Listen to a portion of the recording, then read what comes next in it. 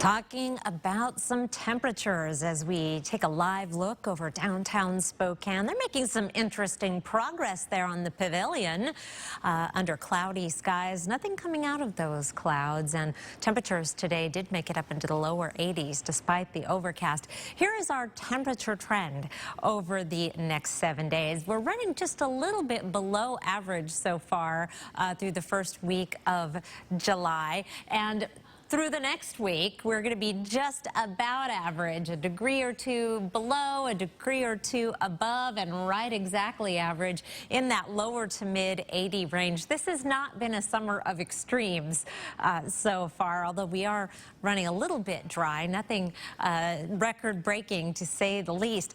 Looking out an additional 7 to 14 days. This is the trend from the Center for Climate Prediction.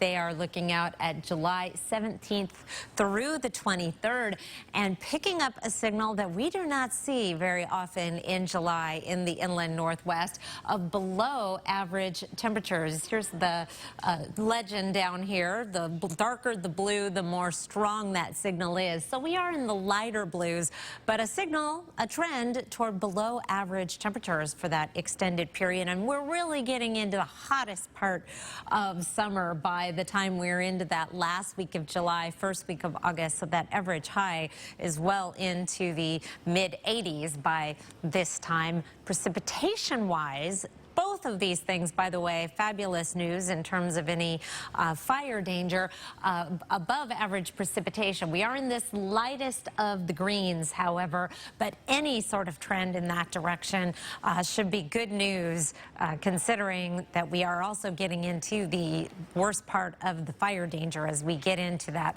warm weather.